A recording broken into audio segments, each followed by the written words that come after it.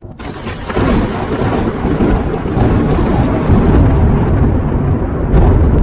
13th tribe, the Khazar Empire and its heritage.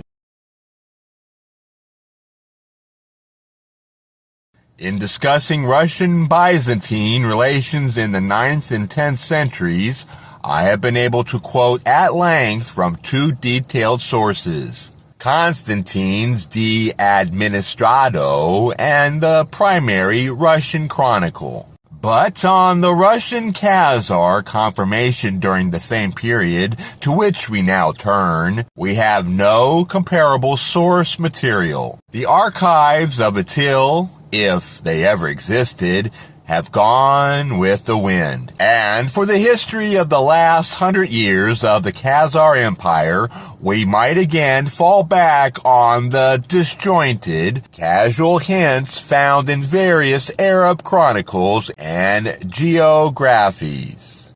The period in question extends from circa 862, the Russian occupation of Kiev, to circa 965, the destruction of Atil by Svatoslav.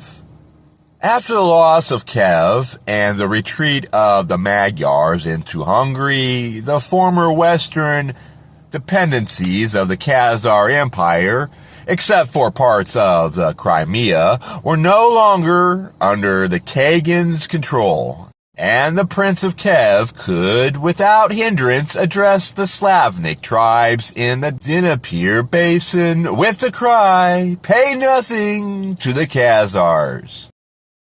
The Khazars may have been willing to acquiesce in the loss of their hegemony in the West, but at the same time there was also a growing encroachment by the Rus on the east, down the Volga and into the regions around the Caspian.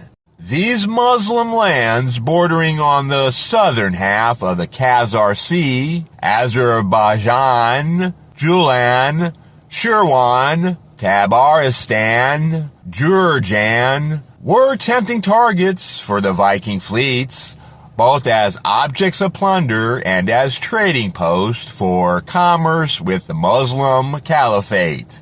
But the approaches to the Caspian past Atil through the Volga Delta were controlled by the Khazars, as the approaches to the Black Sea had been while they were still holding Kiev.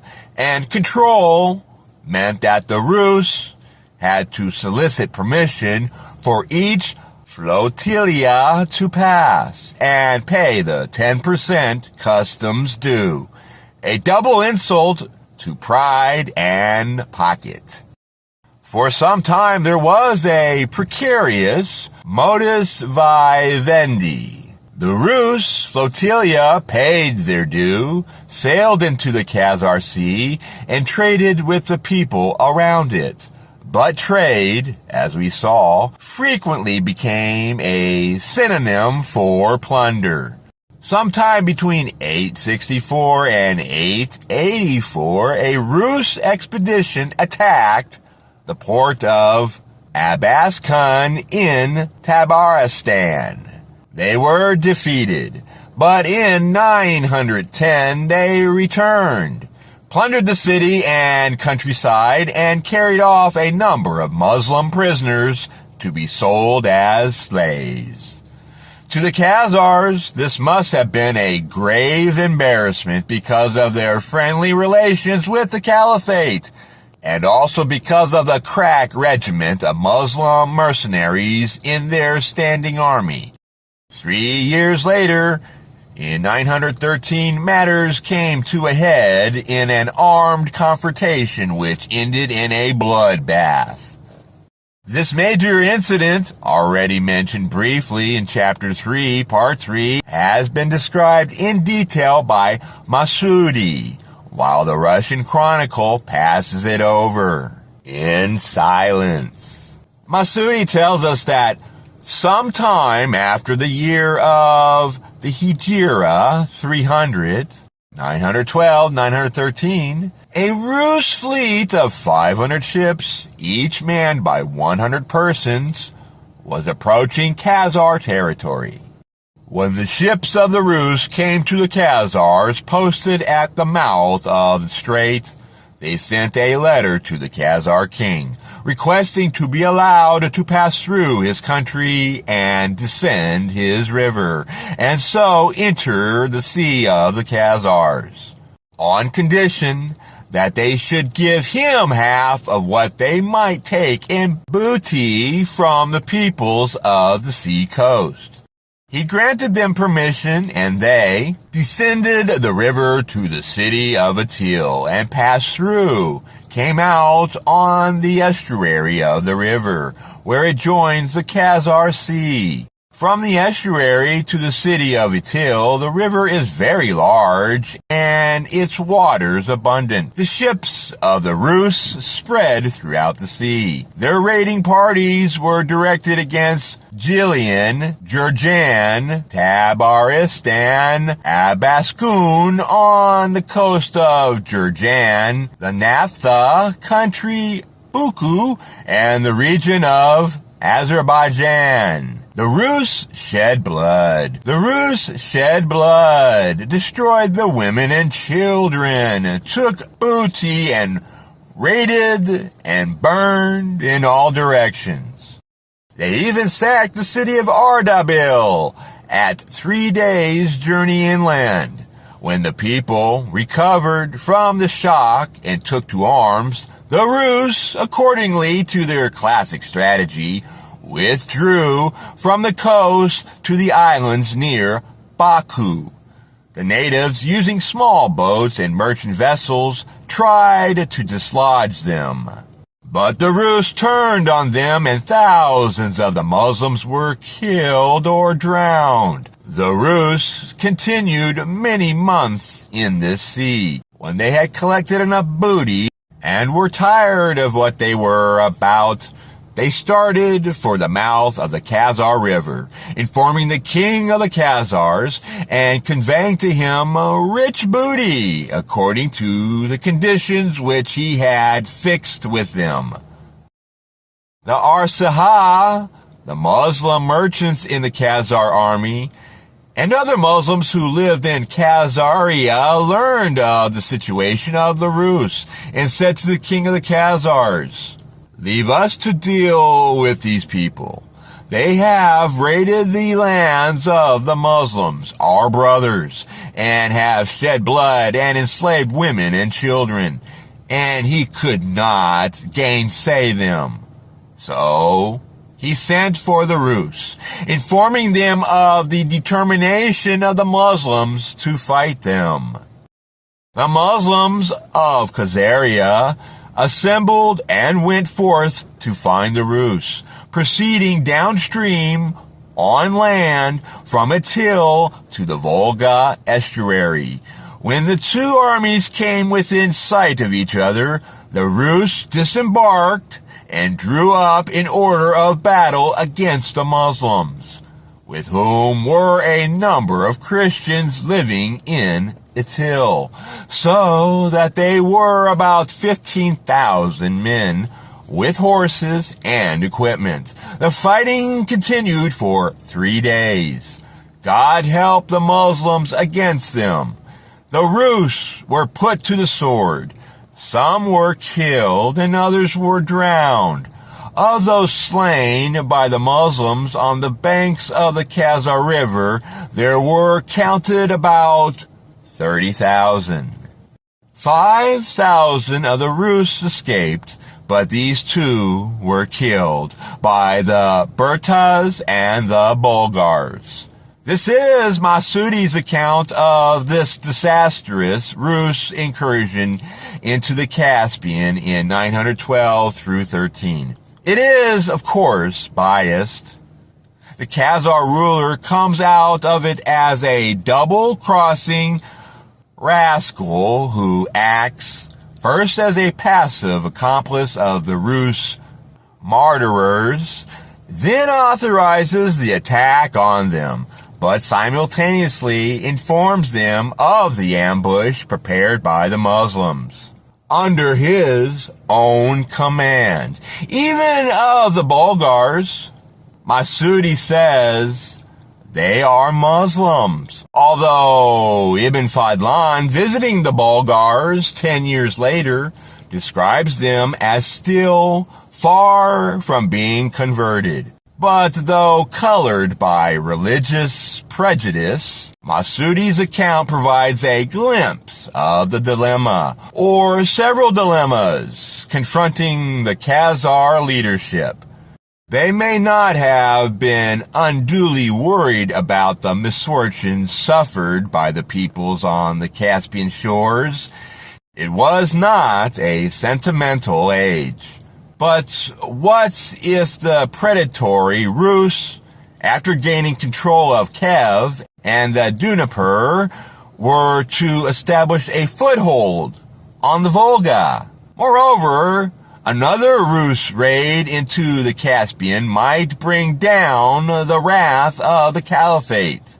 Not on the Rus themselves, who were beyond its reach, but on the innocent, well, nearly innocent Khazars. Relations with the Caliphate were peaceful, yet nevertheless precarious, as an incident reported by Ibn Fadlan indicates. The Rus raid described by Masudi took place in 912 through 13. Ibn Fadlan's mission to Bulgar in 921 to 22, his account of the incident in question is as follows. The Muslims in this city, Atil, have a cathedral mosque where they pray and attend on Fridays. It has a high minaret and several muezzins, criers who call for prayer from the minaret. When the king of the Khazars was informed in AH 310, AD 922, that the Muslims had destroyed the synagogue, which was in Dar al-Babuna, unidentified place in Muslim territory, he gave orders to destroy the minarets, and he killed the muezzins. And he said, if I had not feared that not a synagogue would be left standing in the lands of Islam, but would be destroyed, I would have destroyed the mosque too.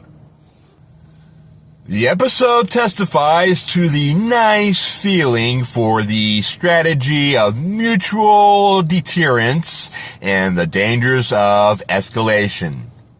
It also shows once more that the Khazar rulers felt emotionally committed to the fate of Jews in other parts of the world. Masadi's account of 912 through 13, Rus incursion into the Caspian, ends with the words, there has been no repetition on the part of the Rus of what we have described since that year. As coincidences go, Masadi wrote this in the same year, 943, in which the Rus repeated their incursion into the Caspian with an even greater fleet.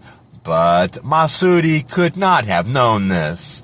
For 30 years after the disaster of 913, they had lain off that part of the world. Now they felt eventually strong enough to try again, and it is perhaps significant that their attempt coincided within a year or two with their expedition against the Byzantines under the swashbuckling Igor, which perished under the Greek fire. In the course of this new invasion, the Rus gained a foothold in the Caspian region in the city of Bardha, and were able to hold it for a whole year. In the end, pestilence broke out among the Rus, and the Azerbaijans were able to put the survivors to flight. This time, the Arab sources do not mention any Khazar share in the plunder, nor in the fighting, but Joseph does in his letter to Hasadi, written some years later. I guard the mouth of the river and do not permit the Rus who come in their ships to invade the land of the Arabs. I fight heavy wars with them.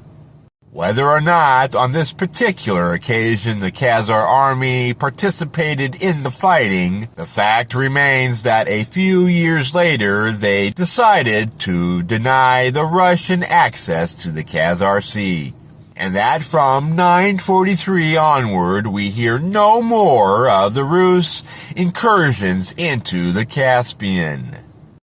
This momentous decision, in all likelihood, motivated by internal pressures of the Muslim community in their midst, involved the Khazars in heavy wars with the Rus.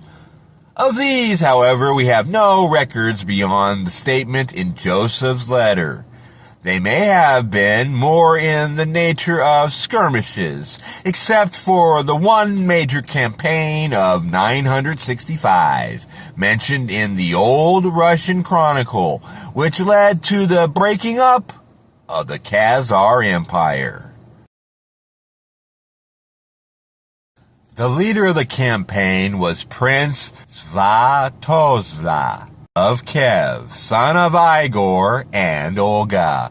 We have already heard that he was stepping light as a leopard, and that he undertook many campaigns.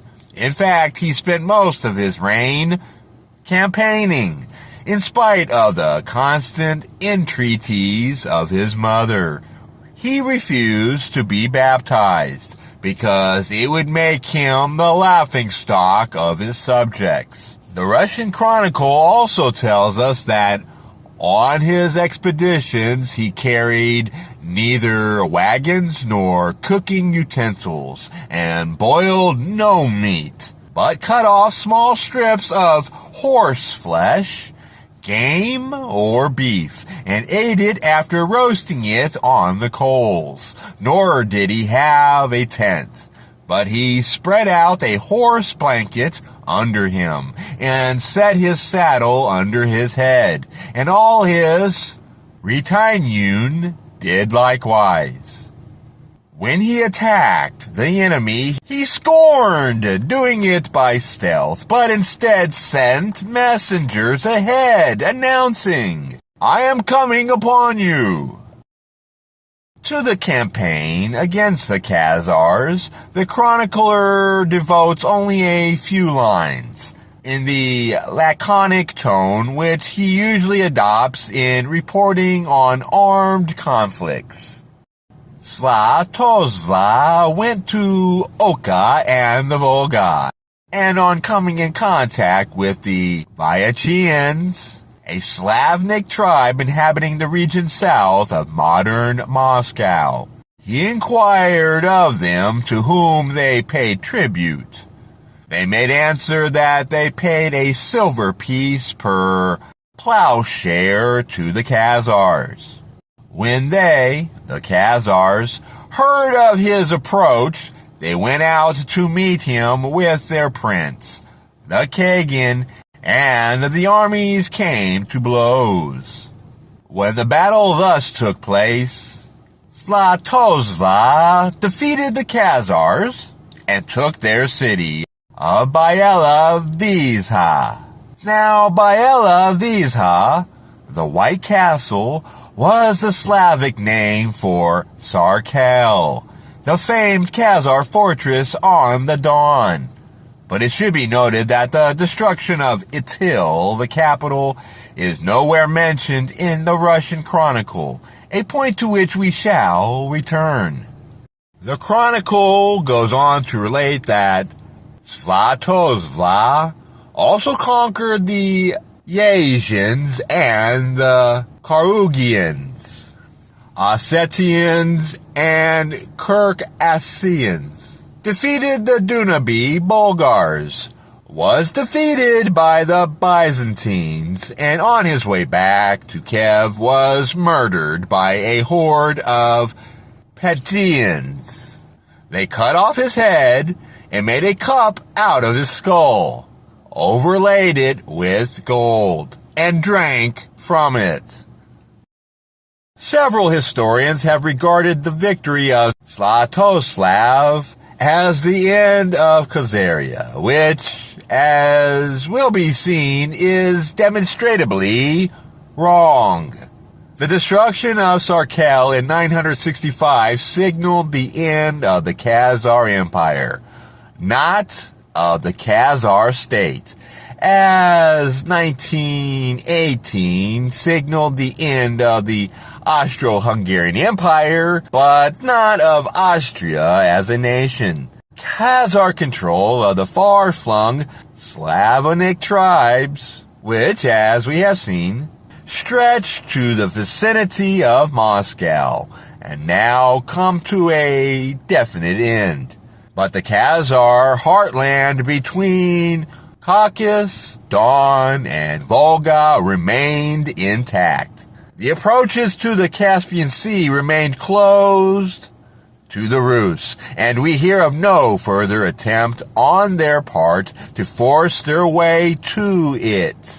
As Tonaby pointedly remarks, the Rus succeeded in destroying the Khazar steppe empire, but the only Khazar territory that they acquired was Tumukorakan on the Taman Peninsula, facing the Crimea, and this gain was ephemeral. It was not till halfway through the 16th century that the Muscovites made a permanent conquest for Russia of the river Volga to the river's deboucher into the Caspian Sea.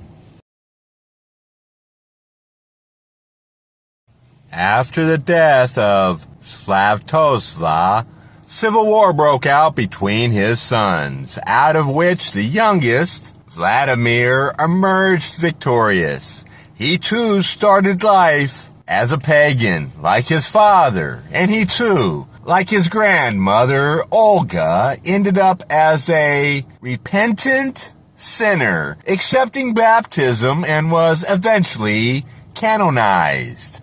Yet in his youth, Saint Vladimir seemed to have followed Saint Augustine's motto, "Lord gave me chastity, but not yet."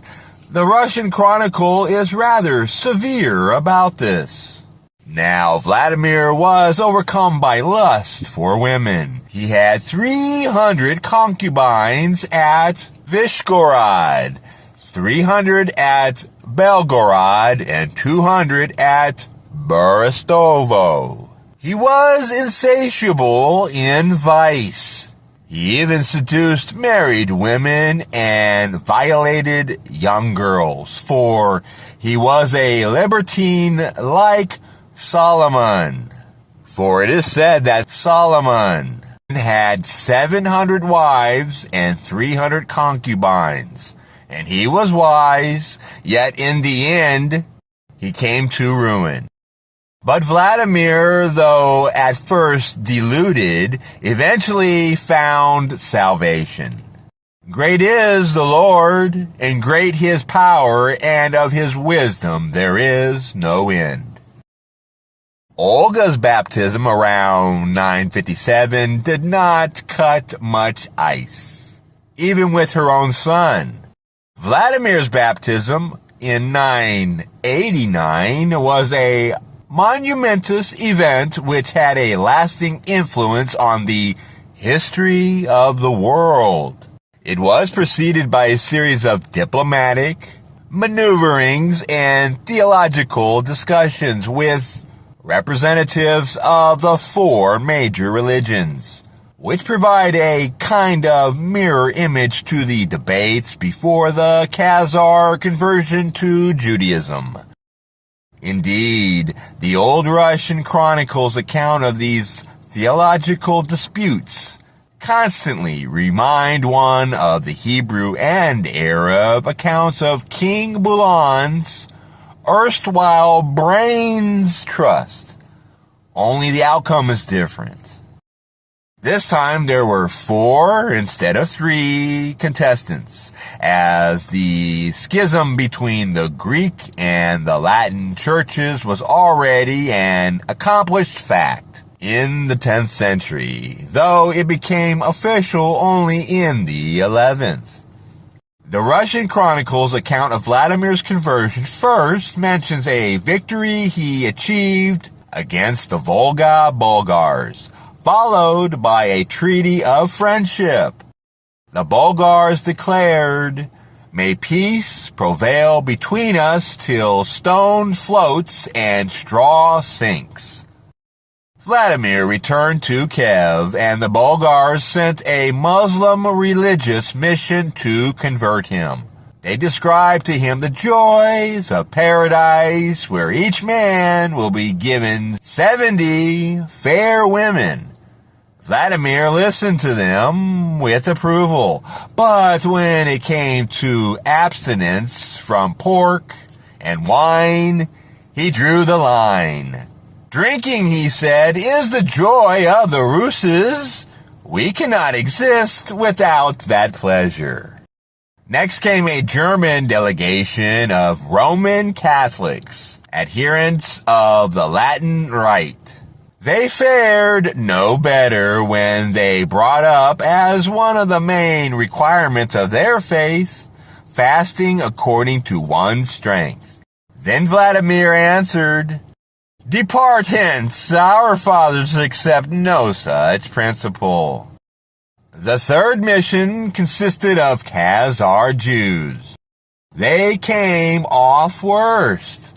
Vladimir asked them why they no longer ruled Jerusalem.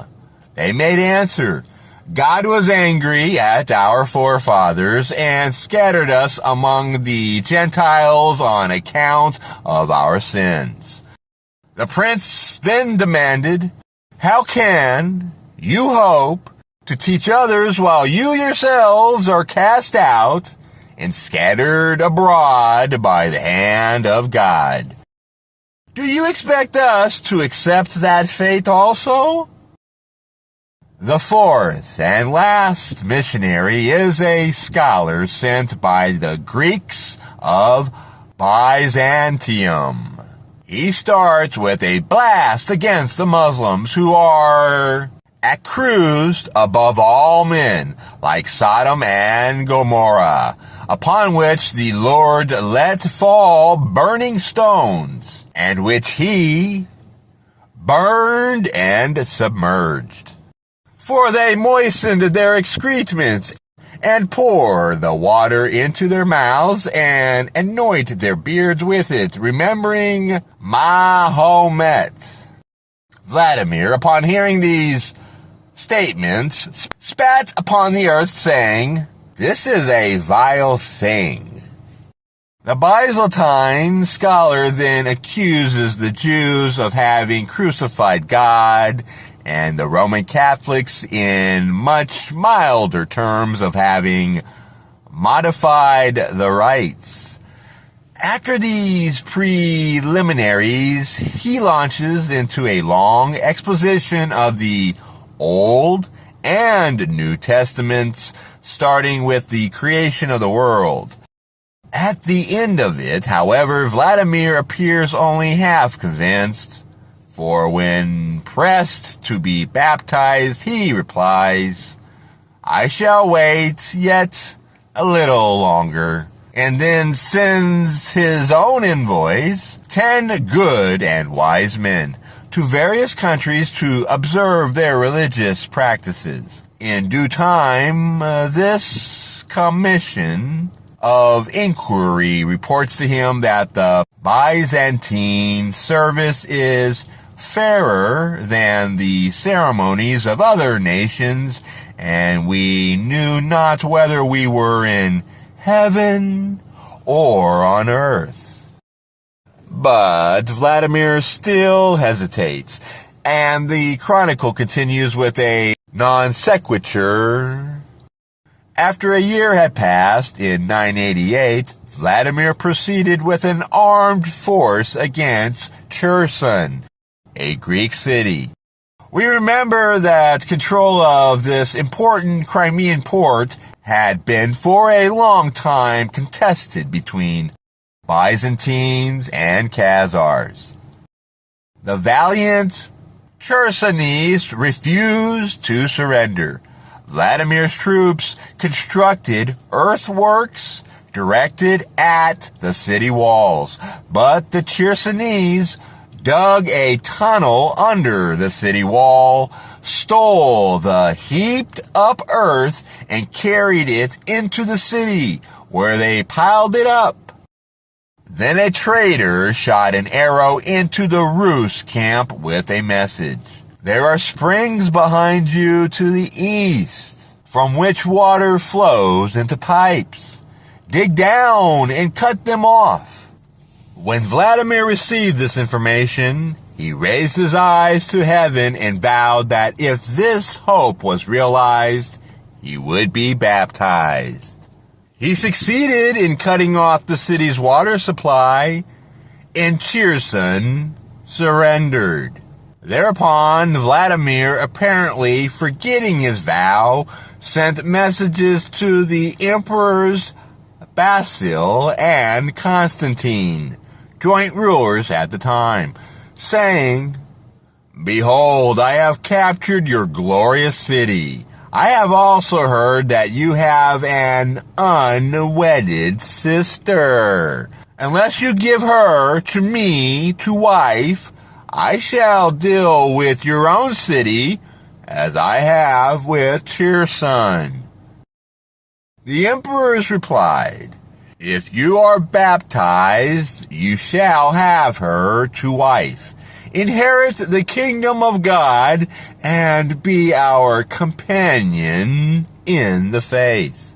And so it came to pass. Vladimir, at long last, accepted baptism and married the Byzantine princess Anna. A few years later, Greek Christianity became the official religion not only of the rulers, but of the Russian people. And from 1037 onward, the Russian Church was governed by the Patriarchs of Constantinople.